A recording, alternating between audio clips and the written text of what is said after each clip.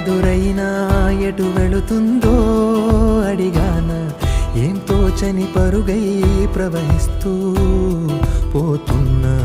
ఏం చూస్తూ ఉన్నానే వెతికానా ఏదైనా ఊరికెనే చుట్టూ ఏవేవో కనిపిస్తూ ఉన్నా కదలని ఓ శిలనే అయినా త్రుటిలో కరిగే కలనే అయినా ఏం తేడా ఉందట నువ్వు